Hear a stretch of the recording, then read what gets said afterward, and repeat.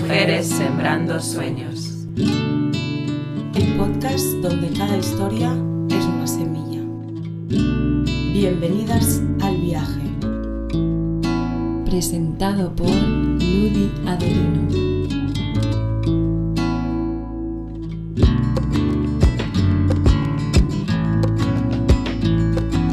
Bienvenidas a Mujeres Sembrando Sueños.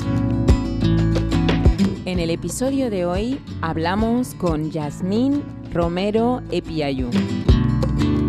Yasmín forma parte de la Fundación Movimiento Feminista Niñas y Mujeres Wayuu, una organización que busca promover la diversidad de manera integral e interseccional, con perspectiva feminista, comunitaria e intercultural.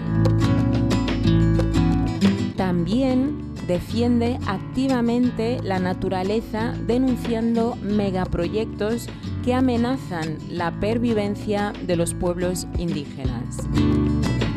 Yasmín está aquí en Barcelona para aportar una mirada clave sobre la sanación comunitaria en las jornadas internacionales llamado Teixir Memòries Ecofeministas, organizado por Cooperació Feminista. Conozcamos su historia.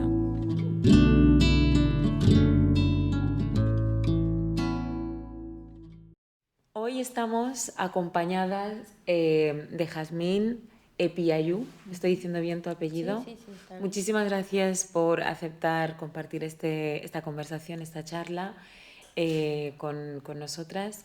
Y cuéntanos, ¿quién es Yasmín Epiayú? ¿Cómo estás? Ok, Yasmín Epiayú Chewo Taisuru Ma Guajira, Anasatatante Yasuru Tuma Yahewot. Saludo siempre en lengua materna porque es mi lengua original, ancestral de mi pueblo. Soy de Colombia, Guajira, hago parte del pueblo Wayuu. ¿Y qué te puedo decir de mi territorio? Somos el pueblo más numeroso en Colombia, número 1. Vivimos casi que el 92% del territorio de La Guajira lo habitan los Wayuu. Así es que estamos en toda esa península hermosa del norte de Colombia, estamos en todo ese territorio. Uh-huh. Y porque claro, ahora nos encontramos en España, en Barcelona, sí. Y yo sé que normalmente tu base es en tu territorio, en sí. Colombia. ¿Qué es lo que te ha traído aquí? Bueno, en principio nosotros en territorio trabajamos en el activismo. Soy una defensora de derechos humanos desde muy joven, desde los 12 años, niña. O sea, no llevo 12 años, sino que desde niña he impulsado y vengo, del linaje de una familia muy activista. Mi abuela, mis tíos, todos somos activistas en mi familia y en mi pueblo. Y ese linaje que yo represento, que es el Epiayú, que es la familia Epiayú, somos 27 Eirruku, que son familias distintas, hay distintas familias en la cultura Wayuu, pero que somos un solo pueblo, ¿sí? Ese linaje ha impulsado a lo largo de la historia todo el activismo. Perdí una hermana hace 2 años, que también éramos 2 en el activismo fuerte, y sigo llevando su memoria, su legado también en ese mismo camino del activismo. A lo largo de toda esa historia hemos creado grandes resistencias contra una minera que está dentro del territorio, que se llama Carbones del Cerrejón. Es una minera que es propiedad de la Billington, Anglo American y Extracta, que ahora creo que son 2 nada más empresas que se han reconfigurado en sus figuras de crearse, pero que a la larga son las mismas. Son dueñas de 7 minas a nivel global y esa mina está en territorio. Es una minería que lleva alrededor de 40 años en el territorio, haciendo todo tipo de devastación ambiental, ecológica, y desplazamiento a comunidades wayú y a comunidades afros. Es una minera a cielo abierto, es una de las mineras más grandes, como digo. Parte de ese carbón llega aquí a Europa a brindar calefacción, ¿sí? Y eso es a costa de sangre también, porque nos han desplazado y han vulnerado mucha vulneración de derechos humanos a todas esas poblaciones ancestrales que han habitado históricamente y milenariamente sus territorios. Y han desviado ríos, han desviado 12 cuerpos de ríos importantes que alimentan a un solo río que tiene este departamento, que se llama el río Ranchería. Y han devastado dos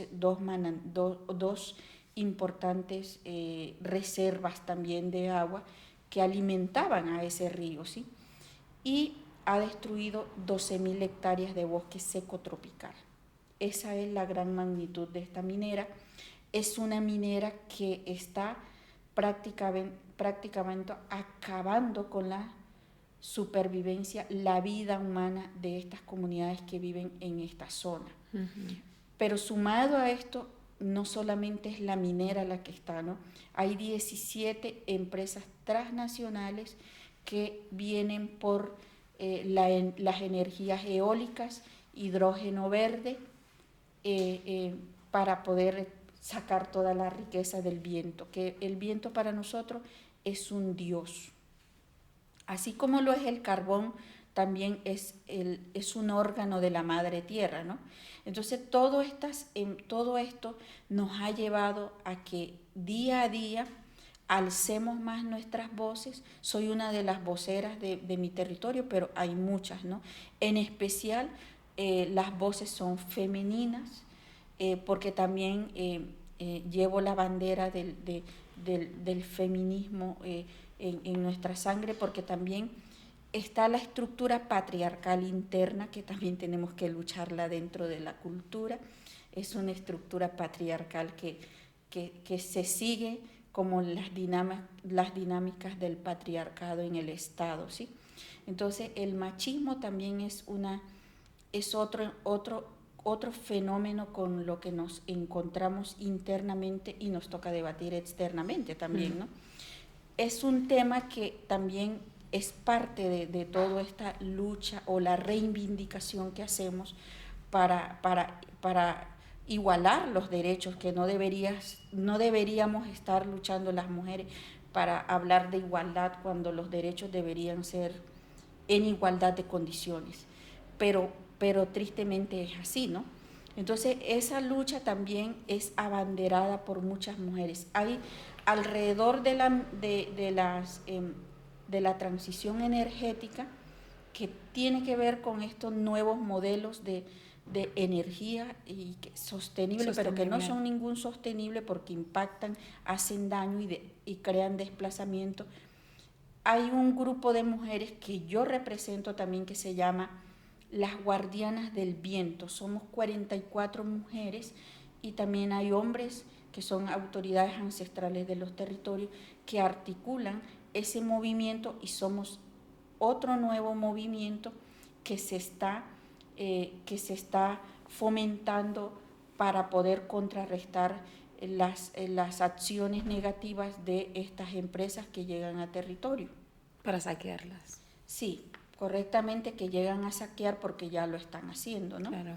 Ese carbón que sacan del territorio, que te decía, el 90% se extrae ese recurso, se llevan todo y las utilidades no son nada. Las utilidades que vemos nosotros son los impactos negativos: destrucción del medio ambiente, destrucción del viento, destrucción de los recursos naturales. De los recursos naturales, correcto.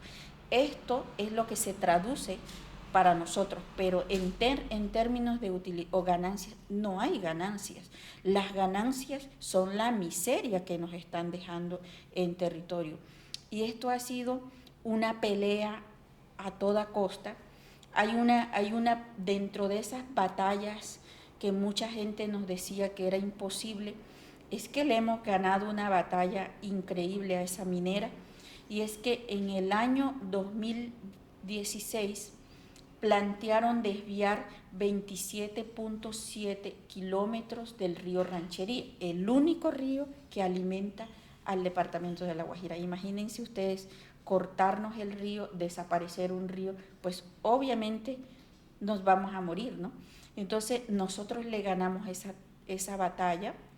5.000 personas salieron a las calles a protestar, todos los sectores invitamos, hicimos debates muy científicos también y muy académicos, en donde obligamos a la minera, a los ejecutivos de la mina, a ir a exponer el proyecto y poder desvirtuar sus falsos argumentos, y nosotros hemos ganado el debate con ellos, y ellos se dieron cuenta de que sí,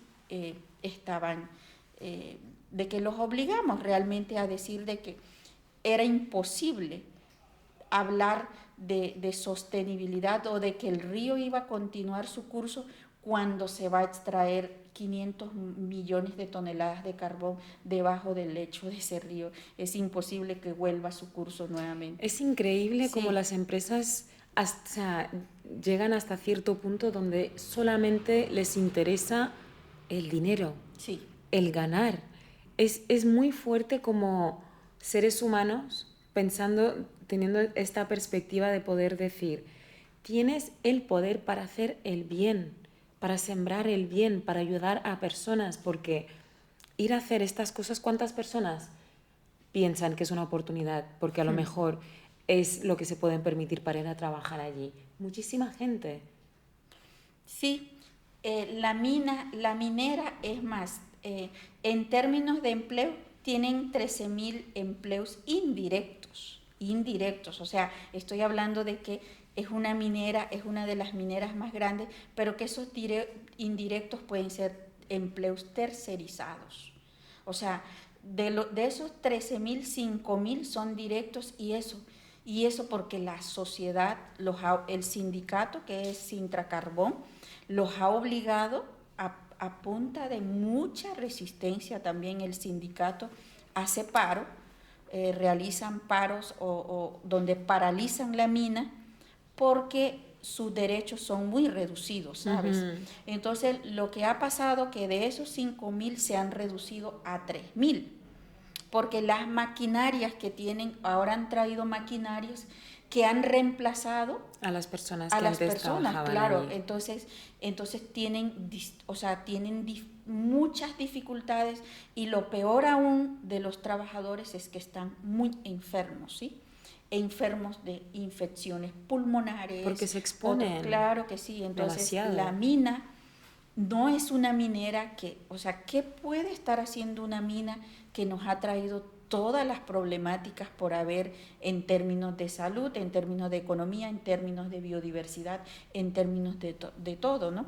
Entonces uno no se explica cuando uno entiende que de esos 3.000, es más, los trabajadores en su mayoría no son de la zona, son traídos de otras partes como Barranquilla, Santa Marta, ciudades que son otras ciudades, ¿sí?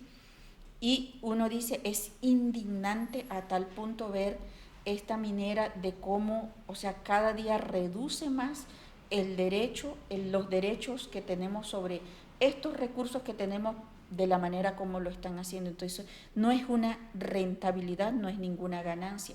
Lo que hemos interpretado con ellos, por ejemplo, los alegatos que hemos tenido, es que el recurso para estos grandes inversionistas, que es el capital financiero, a la larga, su único interés es explotar, saquear y convertir el dinero, el flujo del dinero en sus bolsas, ¿no? Ser los grandes capitales o los dueños del mundo, según ellos, con el tema de ser los más ricos del mundo. Mientras que la lógica espiritual nuestra es completamente distinta. Todos los recursos naturales para nosotros como pueblos indígenas todos son seres vivos, son seres ancestrales que nosotros tenemos nuestras formas de vida van acorde a cómo es o sea, lo que nos enseña eso. El carbón es un órgano de la tierra. Nosotros tenemos otra mirada sobre estos recursos naturales. He ahí la contradicción fuertísima, que ni siquiera es una contradicción, es que es una forma de vida de los pueblos, porque el viento para nosotros, o sea, tiene un sentido común de vivir, del buen vivir en territorio, es precisamente porque tenemos un relacionamiento con la tierra, con los recursos naturales, con el agua y con todo lo que nosotros, con el mismo planeta. Entonces ahí hay varias contradicciones que son difíciles y que seguramente ellos no lo van a entender porque no tienen la capacidad ni la intelectualidad de entenderlo, porque para ellos es más vitable ser los más ricos del mundo a costa de todo esto que estoy mencionando. ¿Sí? Totalmente. Y así es. Y Jazmín, tú eres activista, eres defensora de la tierra, eres defensora de los derechos humanos. Sí. Aparte de todas estas luchas que haces, que has mencionado algunas ahora, sé que también tienes una fundación que se llama Movimiento Feminista de Niñas y Mujeres Wayuu. ¿Qué es lo que hacéis en esta fundación? Esa es la otra parte más importante. Bueno, nosotras en el Movimiento Feminista Niñas y Mujeres Wayuu somos alrededor de 35. En su mayoría los que componen la junta directiva son adolescentes y son niñas que muchas veces hemos tenido contradicciones con esto de cómo, por ejemplo... Diferentes formas de pensar. No, lo que te quiero decir es que en temas de legalidad, en la ley colombiana nos han impuesto, por ejemplo, leyes como, por ejemplo, de que las niñas, las adolescentes no pueden hacer parte de una junta directiva porque son... ¿Menores de edad? O el argumento, ese no debería ser el argumento, claro. Porque una de las voces más impune en estos momentos son las voces de las niñas y de los niños, ¿no? Entonces, lo que hemos hecho es precisamente reafirmar y que se reconozcan de verdad estos derechos de las niñas, y por eso lo hemos puesto en la junta directiva, de que en toma de decisiones decidan ellas y decidan las adolescentes, porque ya nosotros tenemos ya toda una vida, ¿no?, de enseñanza, de entender, y que sean ellas mismas que nazcan con ese nuevo espíritu y de entender. Bien. Eso lo hicimos muy a pesar de que la ley colombiana no lo ratifique, pero lo hemos hecho en la organización y ahí estamos y nos han financiado varios proyectos de compañeras feministas a nivel mundial. Hemos recibido financiación y todas deciden. Uno puede ser capitán en esto, pero necesito es que las demás puedan entender y puedan hacer activismo en el territorio. Entonces el movimiento feminista Niñas y Mujeres Wayuu precisamente lo que busca es romper precisamente esas estructuras patriarcales, machistas que están ordenando el mundo, que lo ordenan. Y nosotros buscamos es romper y precisamente ser desobedientes y decir, es que nosotros no tenemos por qué seguir con las formas o con las estructuras patriarcales que bastante daño hacen. Claro. Por ejemplo, cuando estamos reivindicando en la resistencia nuestros derechos, el derecho a la salud sexual reproductiva, el derecho a la vida, es precisamente porque tenemos que seguir tanto tiempo rogándole al sistema patriarcal para que nos reconozca cuando son derechos universales. Entonces, lo que hacemos en principio es eso. Entonces, ¿qué hemos hecho en territorio? Porque mi cultura es una cultura patriarcal. Esto no lo perdamos de vista. Es una cultura machista y patriarcal, con estructura organizativa donde el poder de decisiones son tomadas por hombres wayuu. Y nuestras voces siempre están relegadas hacia atrás. Y nosotros lo que hemos hecho es, no, tenemos voz y poder en tomas de decisiones sobre el territorio, porque nosotras somos la que representamos la madre tierra, que es donde conviven todos ustedes. Hemos hecho todo tipo de discusión interna para poder elevar esto. Y más cuando, por ejemplo, en el 2022, en plena pandemia, nosotras presentamos una demanda ante la Corte Constitucional junto con 195 organizaciones, porque hacemos parte de Causa Justa, Mesa por la Vida, la Pañoleta Verde. Nosotras somos parte de ese movimiento fuerte, en donde elevamos la denuncia ante la Corte Constitucional frente a decidir por nuestros cuerpos, a decir que el aborto debe ser libre, ¿sí? Y eso nos ha costado mucho internamente, porque en las culturas ancestrales indígenas existe esa situación tensa también de que el feminismo es occidente, ¿no? Se lo inventan los hermanos indígenas, de que dicen que el feminismo es una ideología de mujeres occidente. Eso es falso, porque la madre tierra no tiene ningún tinte, no tiene ningún color y no tiene ninguna ideología. La tierra es de todos, ¿sí? Entonces, nosotros representamos los intereses de la madre naturaleza y del planeta, y ya está, ¿sí? Entonces, lo que hemos hecho es precisamente hacer un debate interno, pero también hacerlo externo, porque la Corte Constitucional, cuando hicimos la demanda, porque en Colombia hay unas causales sobre el aborto no es tan libre, no era tan libre, ahora sí es libre porque lo hemos ganado, ¿sí?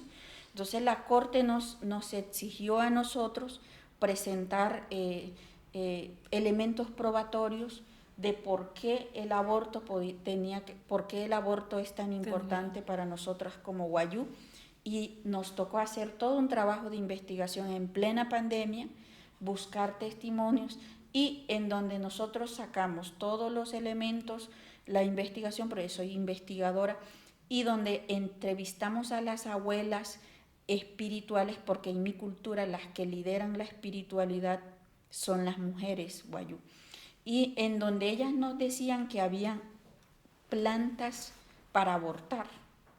En casos, por ejemplo, en casos extremados donde ya hay complicaciones con el feto, uno sí puede abortar. Entonces hicimos todo esa investigación, búsqueda para poder decirle a la Corte, oiga, pero es que aquí hay unos argumentos propios, culturales, milenarios, de que el aborto es un aborto ancestral además, o sea, se viene en prácticas ancestrales desde hace mucho tiempo. Entonces hay plantas que sirven para abortar, por Dios. Entonces, claro, entonces la política neoliberal y muy derecha del país cogen esto, y las mismas iglesias católicas, cristianas, y que son enemigas de todo esto, decían que nosotras estábamos invitando a abortar. Y yo le decía, es que el corazón de esa sentencia que hoy se vuelve ley en Colombia, que lo hemos ganado a punta de reivindicación, de resistencia, es que el corazón es el acceso a la salud sexual reproductiva, no es más. O sea, es que nosotros no hemos invitado. Lo que decimos es que tiene que ser una política obligatoria para que se implemente el acceso, para que las mujeres tengamos garantía, derecho y estabilidad en nuestra salud. Y que tengamos dignidad en la salud también, y que podamos decidir sobre nuestros cuerpos, porque es una decisión autónoma, personal, que tenemos unos derechos individuales también. Eso ha sido el debate. Entonces, el derecho que han podido tergiversar internamente, es que tú defiendes tu derecho individual, no el colectivo. A ver, una cosa es mi decisión personal, que es mi derecho individual, mi persona, mi espiritualidad como yo. Y una cosa es el derecho colectivo, como territorio, como lo sagrado, que lo podemos discutir en consenso, pero mi cuerpo no te pertenece. Eso ha sido como el gran debate, sí. 100%.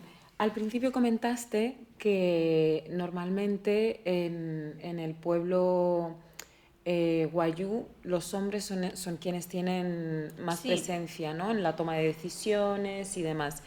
Ahora que las mujeres son empoderadas, os estáis alzando la voz. Imagino que la dinámica es diferente, pero rebobinando un poquito, cuando empezasteis, ¿cómo se lo tomaron? Porque yo puedo entender que que puede ser muy bueno, ¿no? Muy O una persona se lo toma muy bien o reaccionan mal porque lo ven como una amenaza. ¿Cómo ha sido? Sí, el sistema patriarcal, o sea, nos ha amenazado históricamente, ¿sabes? Entonces, nos han amenazado toda la vida. Nada extraño me haría si no lo hicieran. Ya sabíamos que nos iban a amenazar los carajos. Perdóname, pero yo te quiero decir una cosa para este componente que siempre lo digo. Los hombres han tomado decisiones ancestralmente, pero han hecho pésimo negocio con el territorio, porque son ellos los que han hecho estos malos negocios con empresas, ¿sabes?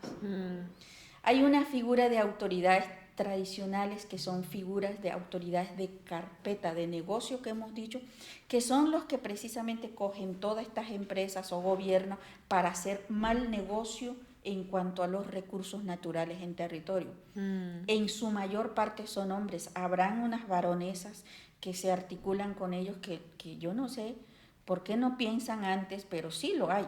Entonces me gusta decir esto mucho porque han hecho... Ese es el contexto del patriarcado cuando uno entiende el wayú, que han hecho muchos pésimos negocios a favor de la cultura, a favor de los derechos humanos, a favor del derecho ancestral territorial, ¿sabes? Pero luego te cuento esto de lo que han hecho, que son tan perversos. Eso es una perversidad porque nos han estigmatizado. Nos hacen amenazas también directas de decirnos, por ejemplo, de desprestigiar nuestro trabajo en territorio, pero ya han perdido el debate, porque yo voy a territorio y cuando me toca contrarrestar, yo lo hago abierto y hay como un respeto.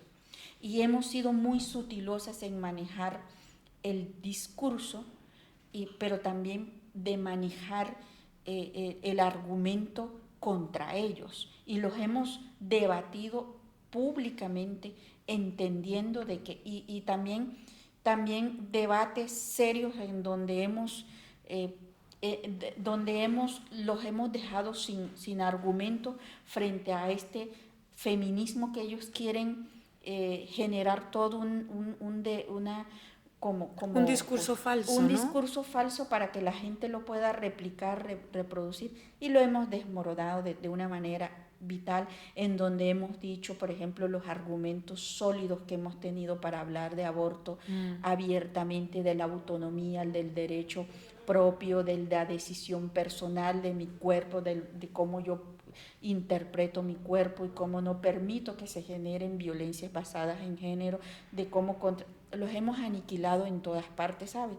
Entonces eso es muy importante porque la educación, por eso partimos como organización de que es súper importante educar a la adolescencia, a las mujeres, a las niñas, porque esas son fabulosas para controvertir todos estos tipos de debates, porque sus pensamientos son muy transparentes y tienen un nivel de crítica muy avanzada, en donde dicen, es que lo que tú me estás diciendo yo no trago entero, como decir, no estoy convencida, porque en la práctica mi cultura me dice que tú has generado violencias basadas en género, y esto es lo que yo creo de esta cultura. Y hemos dicho claramente que el hecho de que seamos feministas no significa que yo voy a dejar de ser wayú, ni voy a dejar atrás mis prácticas ancestrales, espiritual, mi conexión con mi tierra. Al contrario, las reafirmo.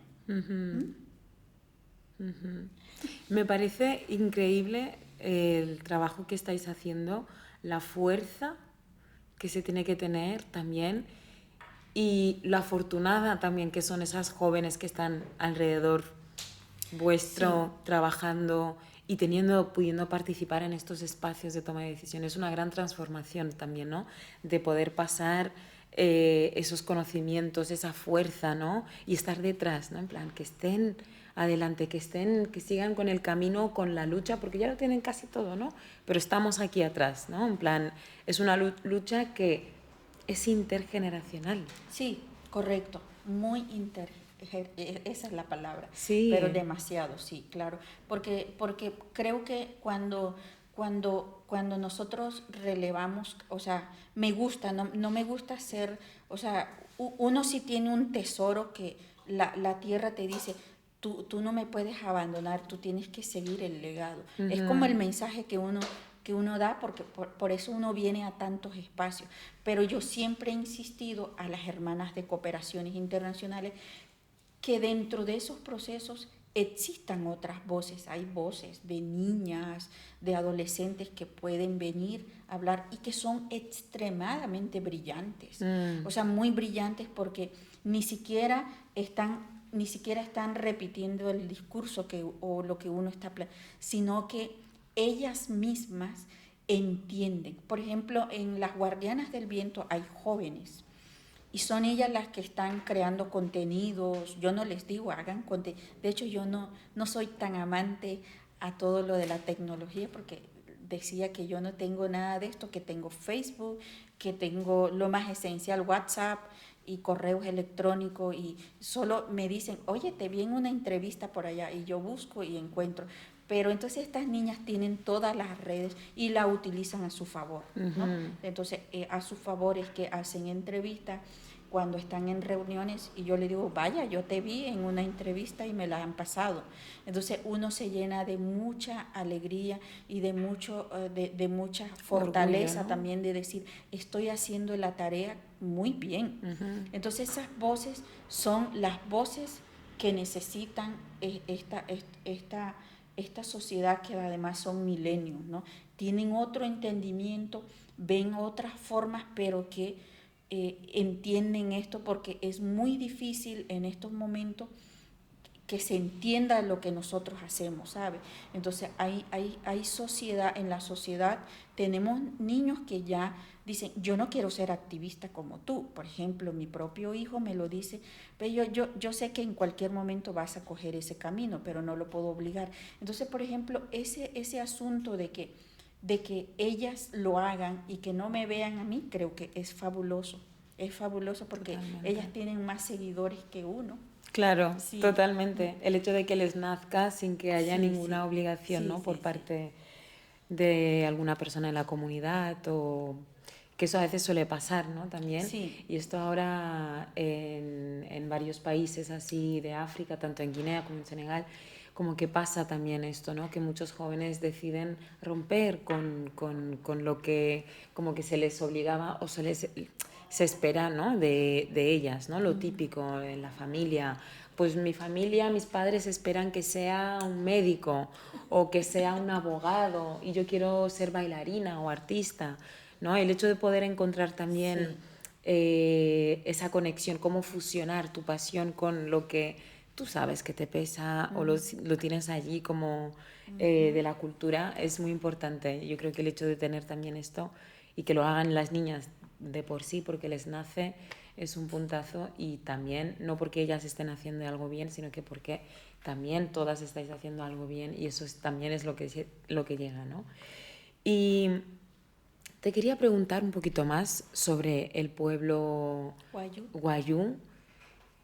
¿Qué más nos puedes contar sobre el pueblo Wayuu? Ok, bueno, el pueblo Wayuu es un pueblo que se dice que es matrilineal, ¿sabes? Pero entonces matrilineal. Sí, se dice que es matrilineal, pero entonces yo lo que en mis hallazgos de investigación lo que digo es que es matrilineal por la línea de la consanguinidad de la madre, pero no digo que su estructura es netamente patriarcal. Entonces he estado en esa controversia con la historia, la antropología, los que hacen antropología, que es lo más colonial muchas veces. Entonces yo digo, no, la estructura es patriarcal. Tiene mucho patriarcado mi cultura. Ahora, esta línea es muy importante porque está consagrado la espiritualidad nuestra, es liderado por una mujer wayú. La Oates, que es la espiritual, la máxima jefe especialista de la espiritualidad, es mujer. Entonces lo que ha pasado es que esa estructura patriarcal ha querido pasar por encima de eso, ¿sabes? De la importancia de la cultura. Entonces se vende que es matrilineal, pero con la simbología. Entonces eso ha traído mucha confusión. Entonces he tratado siempre de dar esta explicación porque es una cultura, pero con este contenido, pero también hay que decir lo que ha estado pasando, ¿no? Que nosotras nos hemos levantado, pero a punta de resistencia, no ha sido nada gratis. Entonces es una cultura en donde, donde la labor de la mujer es muy importante. Es una cultura que vive del pastoreo, su economía está basada en el pastoreo, es una cultura de trueque milenariamente, comercia y generan trueques con productos, y es una cultura que se ha resistido mucho con Occidente, ¿sabes? Con prácticas occidentales. Y yo siempre aplaudo mi cultura porque la cultura absorbe todo el modelo occidental, pero nunca se dejan permear así tan como otras culturas que no sigue siendo wayú. Por ejemplo, yo puedo tener, un wayú lo podemos ver con autos, todos manejan en mi cultura. Yo creo que soy la única que no conduzco en mi familia. Pero todos manejan, todos usan tecnología y no se permean. De hecho, en estos momentos hay un debate fuerte sobre IA, porque es un atentado contra la espiritualidad. Hacen todo esto y entonces el comportamiento, yo los he visto, casi todos hablan la lengua, mi hijo habla la lengua, entonces hemos estado muy fuerte luchando en esa resistencia, muy a pesar de que nuestro territorio esté subastado por empresas, pero creo que hay una resistencia porque además en la historia milenaria nosotros fuimos uno de los pueblos que derrotó la presencia de los españoles en territorio. Vengo de un territorio guerrero además, ¿no? Donde guerrearon en tiempos de colonia, ustedes lo pueden ver en la web, lo pueden constatar, guerrearon hasta liberar su tierra. Entonces ahí pasó de todo porque nuestros grandes caciques ancestrales se juntaron todos para contrarrestar las prácticas coloniales, y los españoles fueron derrotados hasta Santa Marta, hasta Cartagena, y la primera sonada en esas épocas la hicieron los wayú en Riohacha, que es hoy la capital, que se llama Suchima en nuestra lengua, tierra ancestral de los wayú. Ahí fue la primera sonada, que fue una quemazón que emboscaron a los españoles y luego hicieron, porque se iban a llevar varios wayús para esclavizarlos, y los wayú contrarrestaron esas prácticas y rescataron a nuestros hermanos para no ser esclavizados. Entonces esa fue la gran historia de los wayú, que siguen siendo guerreros, pero que ahorita tenemos varias situaciones muy complejas, donde prácticamente el wayú en estos momentos se está muriendo de hambre, sed. No hay que ir a donde nuestros hermanos, como en tu país, ¿no?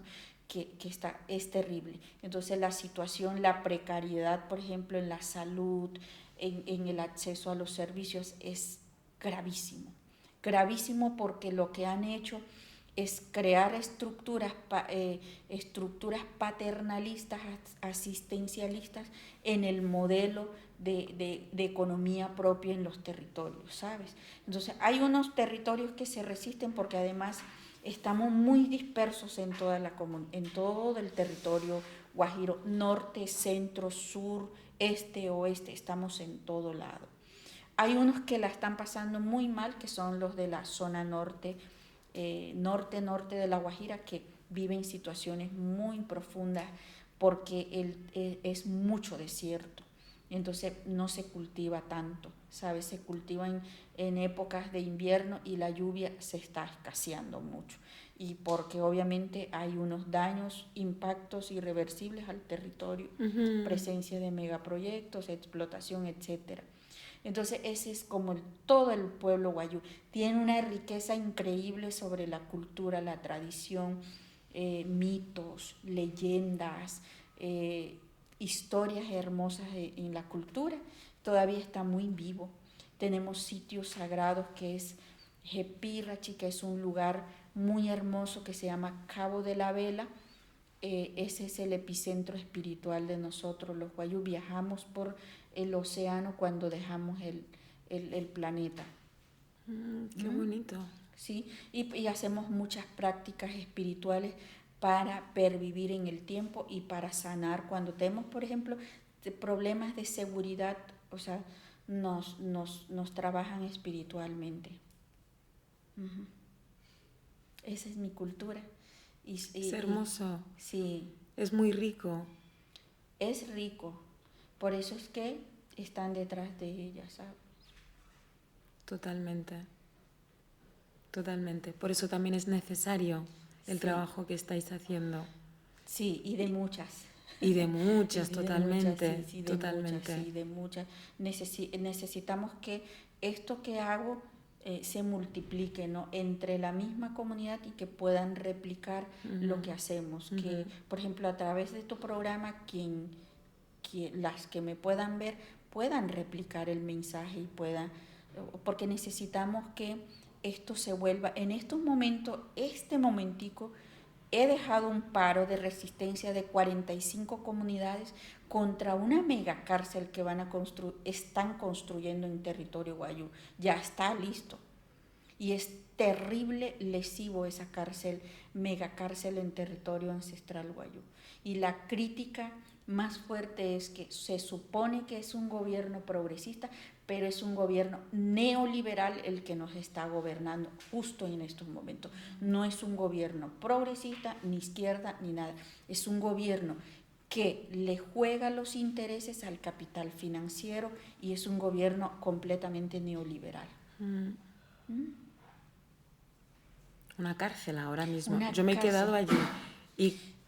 La cárcel es una megacárcel que están haciendo justo en unas comunidades que están alrededor de la capital, que es Riohacha. En esa cárcel hay una comunidad que se llama Guarinay. Han instalado la cárcel ahí porque el alegato que tiene la alcaldía distrital es que ha dicho que la tierra no es de los wayús, sino del distrito. Bajo ningún argumento legal, jurídico, nada. O sea, lo hicieron así. Entonces, ¿qué hicimos? Sacamos 45 comunidades que están en plena resistencia y hemos bloqueado la cárcel. Nadie pasa, todo eso está cerrado. Bloqueado completamente. Está inaccesible. Sí, lo hemos bloqueado. Llevamos 10 días de resistencia.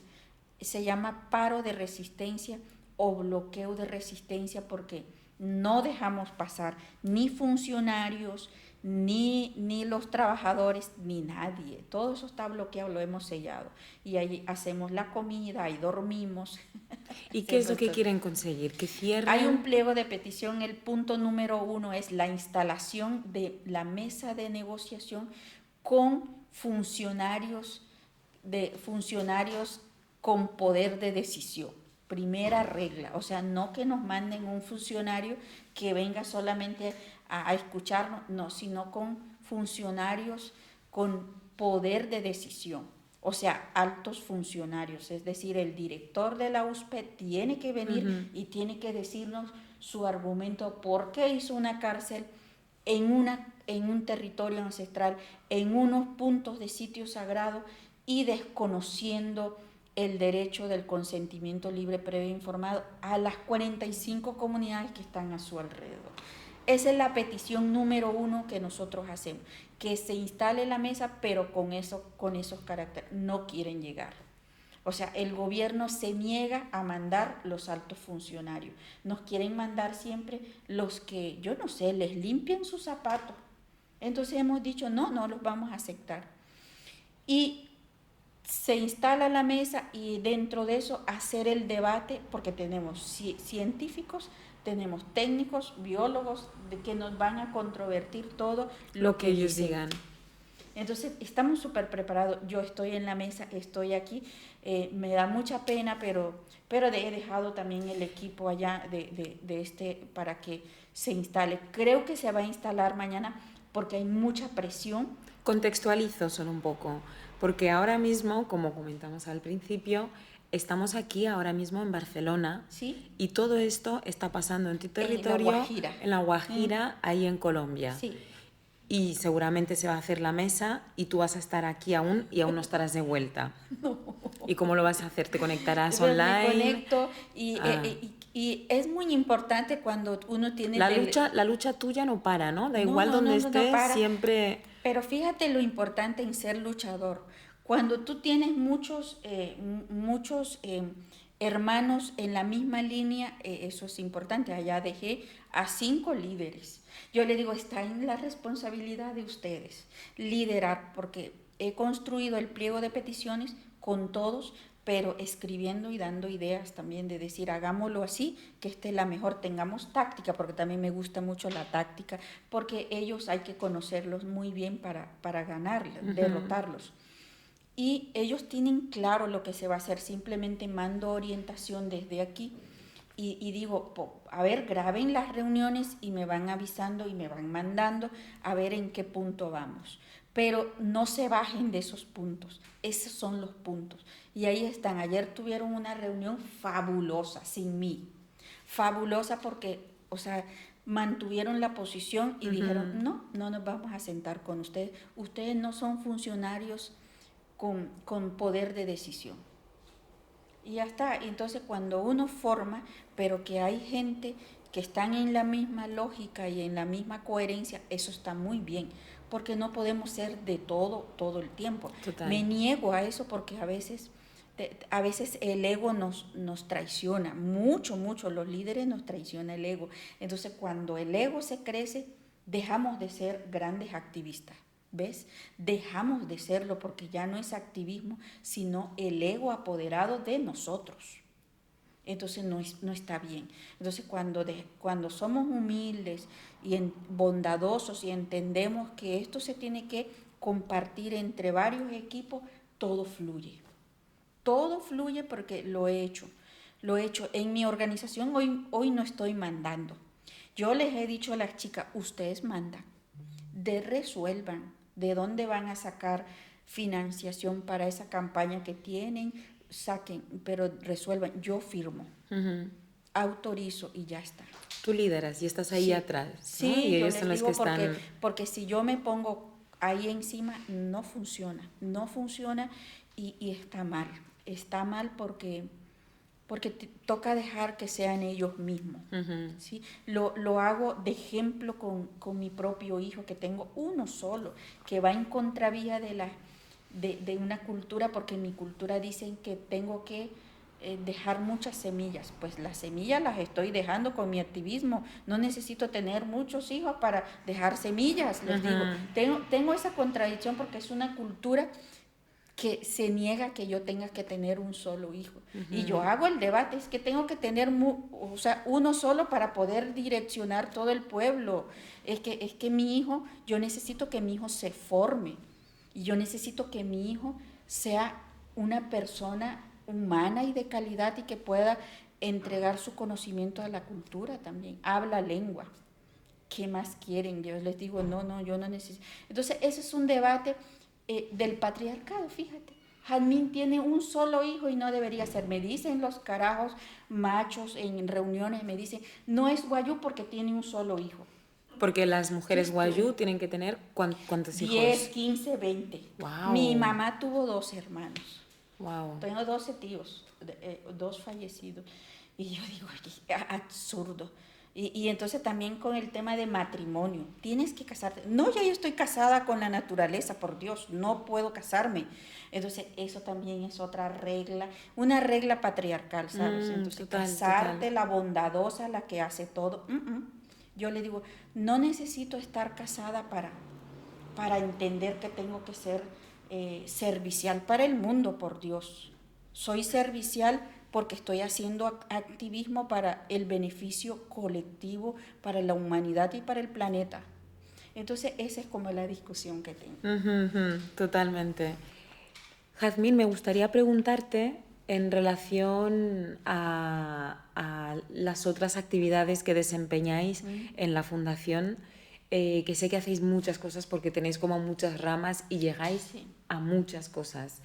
Lo que a mí me genera curiosidad es poder entender y saber sobre los casos de femicidio, ¿no? Que también tratáis, si es algo recurrente, si pasa a menudo, cuántas mujeres son afectadas, cómo lo gestionáis. Bueno, mira, ese tema que es tan, no debería ser complejo, pero que en mi cultura tocarlo es complejo, ¿sabes? Entonces, lo que hemos hecho nosotras es hacer informes. Yo soy investigadora y también llevo que las niñas y las adolescentes y las mujeres sean investigadoras en terreno, porque hay que hacerlo. Y hemos hecho varios trabajos con distintas cooperaciones internacionales en donde el reto grande es precisamente detallar en cifras, en datas. Hay subregistros que no constatan los datos sobre violencia contra mujeres y niñas en territorio guayú, perpetuado dentro de la cultura, que aún es mucho peor, ¿sabes?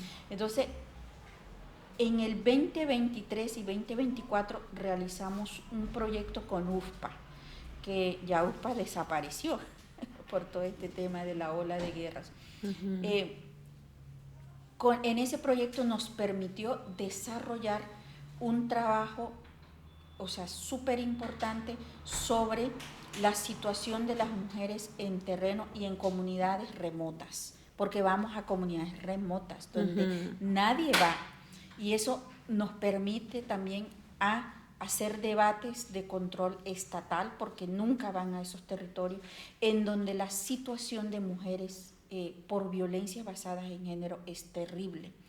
En una comunidad, en un año, se perpetuó, o sea, en la comunidad de Yuna, que es donde hicimos este reporte de este informe, durante ese año constatamos 26 casos de violencia sexual contra las mujeres, adolescentes y niñas.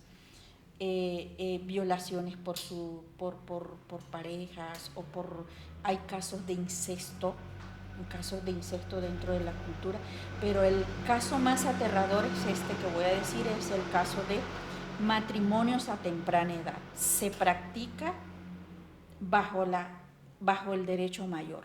Increíble. Es eso. terrible. Entonces esto se guarda, y por eso te digo que estos debates, llevarlo a la denuncia abierta, nos estigmatizan, y hay violencia. Por ejemplo, yo escribo algo en mis redes y no demoran todos esos algoritmos en contra de uno en la web, ¿sí? Pero lo que hicimos fue hacer reportes. Hicimos un programa con France 24, que es un medio internacional, y varios semanas, Espectador, llevamos a todo el mundo. Aquí está el informe, y si quieren nos entrevistan para esto. Entrevistaron a 4 compañeras de la organización, no solamente mi voz, sino otras voces, para denunciar estas prácticas lesivas para el cuerpo de las mujeres y niñas en territorio. Y hacemos esa denuncia, pero también hacemos la denuncia del acceso a la IVE, interrupción voluntaria del embarazo, cuando hay una ley que protege los derechos de las mujeres, y hoy las GPS, que son sistemas de salud, las violan, ¿sabes?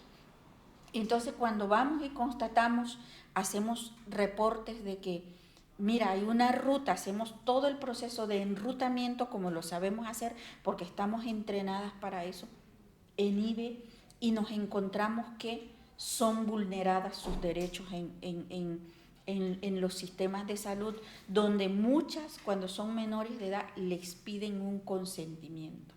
es ilegal, porque la sentencia es tan amplia y es tan explícita en decir de que ya esto es una causal y hay que borrarla. No se vale de que se les pida un consentimiento, porque al pedir un consentimiento tienes que traer la autoridad de tu comunidad y te pone en riesgo y te pone en evidencia, obvio, porque son temas, hay asuntos que son muy privados y personales y autónomos, que es tu derecho individual además. Todo eso, con eso nos tenemos que lidiar además, ya siendo hoy sentencia y ley de eso, y lo hemos constatado. Hasta el momento tenemos 35 casos, de esos 35 casos, 28 son efectivos y el resto los han vulnerado, donde hacemos el seguimiento o le decimos a la Mesa por la Vida, porque ahí hay varias compañeras feministas que son abogadas y nos ayudan a elevar el caso en los estragos judiciales.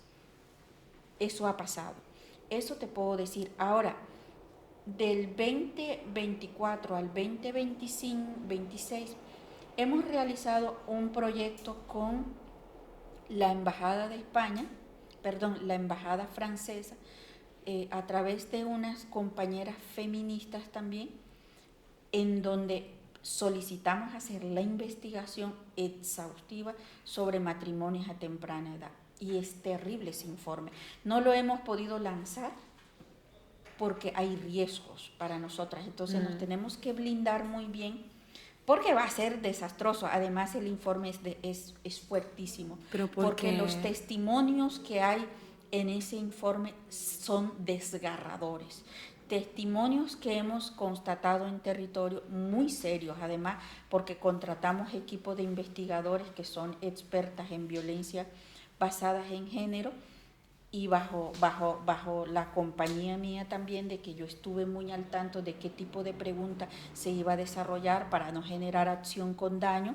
Todo fue muy cuidadoso la investigación, y lo que hemos encontrado es terrorífico, en el sentido de que los matrimonios a temprana edad están desarrollados bajo este término de trata de personas, ¿sabes? Entonces se casan, yo vendo tu cuerpo, yo recibo esto como familia tuya y yo me desentiendo de ti, empiezo a vender.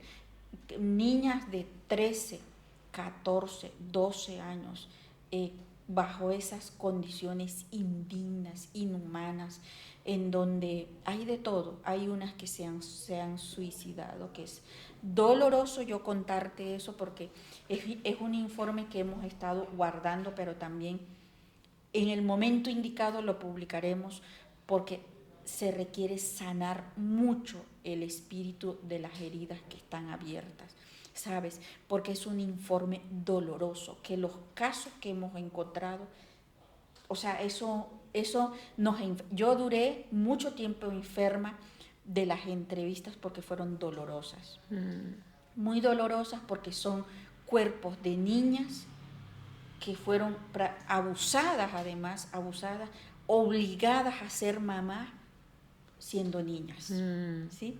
Y eso es una práctica que se normaliza en el sistema normativo wayúu.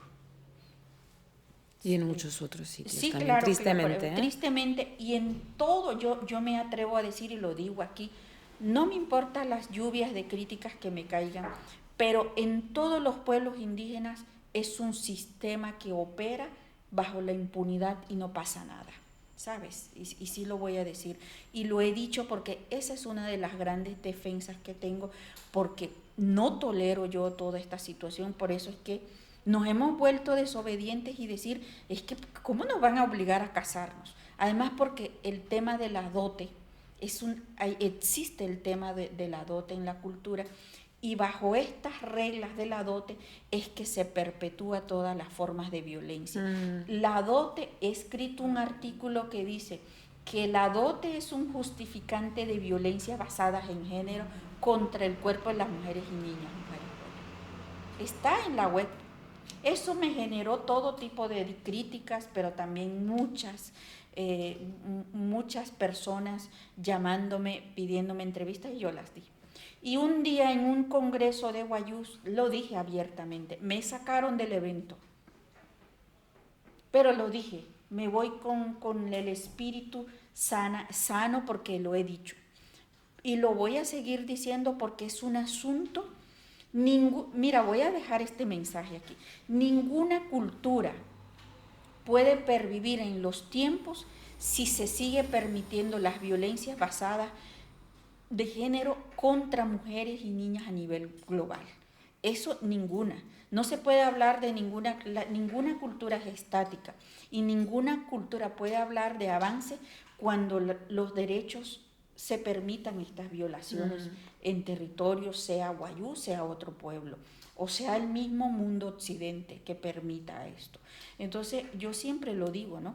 Yo siempre lo digo porque ¿de qué cultura podemos hablar, de qué ciencia, de qué espiritualidad cuando estamos desarmonizados?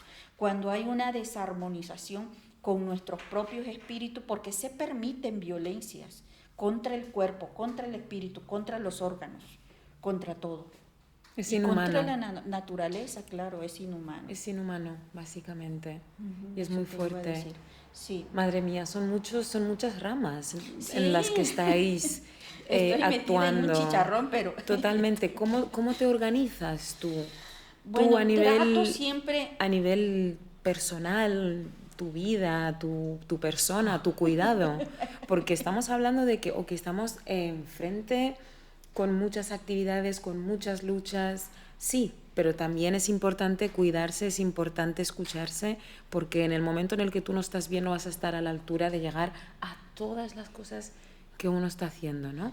¿Cómo lo haces? ¿Cómo te cuidas allí? Bueno, yo pienso que en un momento, o sea, de hecho yo lo tomo como la gran reflexión que para mí sigue siendo muy doloroso, y es la pérdida de mi hermana, ¿no? La pérdida de mi hermana me lleva a la reflexión profunda también de decir de que en cualquier momento hay que parar porque mi hermana muere de un derrame cerebral, o sea, seguro colapsó porque también éramos las heroínas, ¿no? Las dos trabajo. Entonces llega un punto en la vida de uno donde uno se tiene que desconectar de toda la energía con lo que uno trabaja y buscar la espiritualidad. Yo soy muy espiritual, pero desde mi conocimiento ancestral propio. Yo visito mis OUTs, que son las especialistas en medicina natural. Tengo un ritmo, trato de decir, para esto no tengo tiempo, pero me voy a un retiro y no estoy ni para nadie. Es más, yo le decía a las compañeras, es que poco reviso celular, porque un llamado que me hacen es que no debo estar conectada mucho a la tecnología. Entonces he estado como, a veces recibo mensajes, lo veo después y me da mucha pena con las compañeras, pero lo lamento, pero es mi espiritualidad. Entonces trato también viajo muchísimo, pero trato de conciliar el tiempo con mi hijo, porque como tengo un hijito, y él entiende, o sea, la naturaleza me ha dado todo, porque tengo un hijo maravilloso, que es juicioso, que no quiere ser como yo, pero eso es entendible, él lo va entendiendo, lo va matizando, pero yo creo que en cualquier momento de su vida irá a cambiar. Yo lo dejo que fluya, hace todo que encuentre su camino, ¿no? Entonces, pero a veces me pide tiempo de que yo esté con él, y yo le digo, bueno, hoy no puedo luchar, voy a estar con mi hijo, y lo acompaño a cosas que él quiere que yo lo acompañe, y ya está. Organizo mi tiempo, pero a veces me cuesta cuando estoy en espacios internacionales donde duro mucho tiempo. En tu país estuve 17 días, fue largo, y entonces tuve que conciliar reuniones con mi hijo porque en ese momento tenía actividades y tuve que desarrollarla desde allá. También con la lucha trato de generar espacios autónomos, de decir, hay que delegar otras misiones a otras personas. Eso es muy importante, se los digo a todos los luchadores, deleguen funciones. Que la carga no sea de uno, la carga tiene que ser de todos para poder equilibrar. Entonces yo trato de, no, tú haces el documento, tú haces esto, y ya está. Yo hago incidencias, yo hago esto pero delegar misiones es importante. Entonces, eso es clave cuando uno tiene estas actividades en miles de cosas. Trato a veces de conciliar mi sueño también, porque cuando viajo mucho no concilio el sueño, entonces me cuesta. Uh-huh. Entonces tengo que también equilibrar ese espíritu del sueño, que hay que dormir, ¿no?, para poder estar bien. Y hay cosas que se nos vuelven a veces un problema. El paro es tremendo lío, porque uno tiene que amanecer en el paro. Y yo seguramente vengo con muchos sueños acumulados, porque durante todos los días que estuvo el paro, yo me quedé en el paro. Entonces, porque sabía que venía para acá. Entonces yo tuve que hacer esto para poder reivindicar y decir, estoy aquí, pero no estaré en los días cruciales, están ustedes. Uh-huh. Entonces, cosas como estas actividades que uno tiene que moldear, negociar también, hay que negociar, decir, aquí no puedo, aquí puedo, porque en todas no puedo. Pero sí estoy en esto muy elemental, territorial, porque me considero que mi trabajo es muy territorial, muy territorial, y escribir la historia de mi pueblo bajo nuestras voces vivas, que somos nosotros. Esta es clave. Y es necesario. Uh-huh. ¿Y qué consejo le darías a la Jazmín de 12 años, ¿no? Cuando tenías 12 años y estabas empezando? Ahora, con todo el recorrido, todo el camino que has recorrido, toda la experiencia, todas las luchas que has ganado, las que has tenido que dejar ir, ¿qué le dirías a esa niña? Pues a las niñas, a las adolescentes y a las mujeres, yo les diría que sean ellas mismas, ¿sabes? En este caso, teniendo en cuenta que se lo estás diciendo a la Jazmín, sí, de 12 años, ¿no? No, sí, y que sea, claro, porque yo era yo misma, yo era desobediente desde niña, o sea, se lo digo así, pero la desobediencia con disciplina. Cuando tú tienes claridad de para dónde quieres ir, eso te marca un paso importante en la vida. Entonces yo tenía muy claro de lo que yo quería hacer en la vida. O sea, tenía claro de que tenía que irme de la casa. Además, me fui de la casa, cosa que era aberrante en la cultura ver eso, porque te fuiste me fui muy temprano a buscar mi propia vida a Bogotá.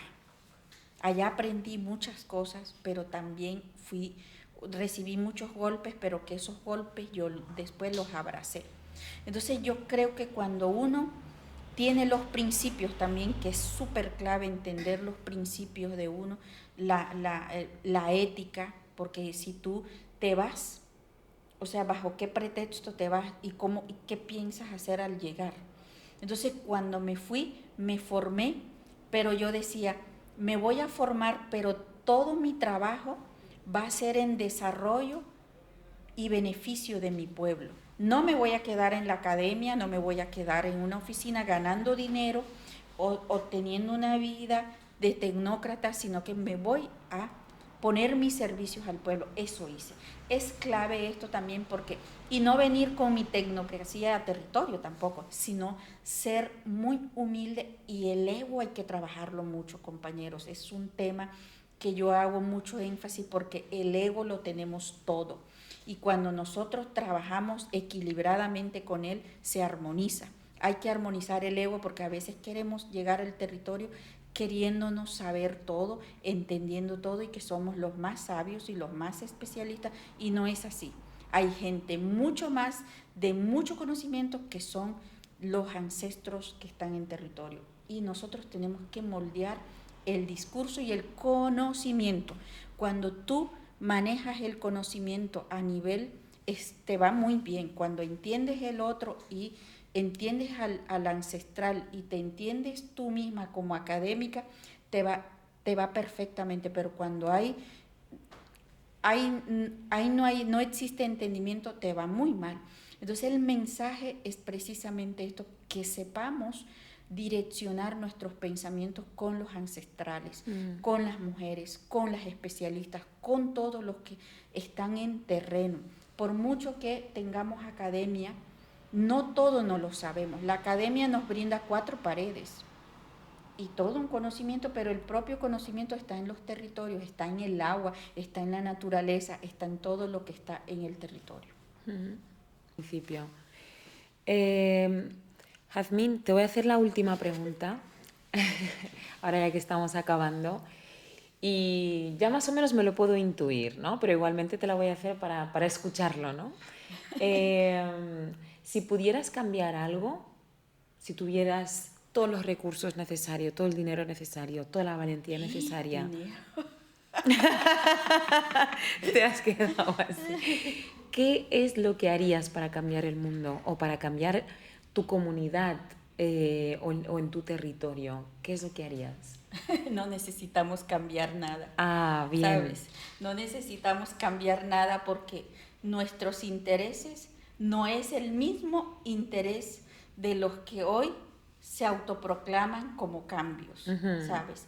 El cambio, o sea, de hecho ni siquiera hablamos de cambios, hablamos de persistir, resistir en todos los tiempos milenarios, ¿sí? De salvaguardar, de luchar por el agua, de luchar por el territorio, ¿sabes? Porque la plata para nosotros no es de nuestro interés. La plata para nosotros es prevalecer en el tiempo, cuidando, ser guardianes de los recursos naturales que tanto ellos persiguen. Ese es el verdadero dinero. Y preservar la espiritualidad, porque los espíritus nuestros son los recursos naturales. ¿Sabes? Yo no necesito cambiar. Yo he vivido en los tiempos guayú, conozco los tiempos guayú. Qué bien. Oye, Jazmín, muchísimas gracias. Ha sido un placer, me has abducido allí. Ya te di varios tickets. Ha sido muy enriquecedora la conversación. Gracias por acompañarnos en este viaje y permitir que esta historia eche raíces en ti. Recuerda que cada sueño sembrado hoy es el cambio del mañana. Encuéntranos y suscríbete en YouTube, Spotify, Apple Podcast, eBooks o en tu plataforma de podcast favorita. Soy Ludia Adelino y seguimos sembrando sueños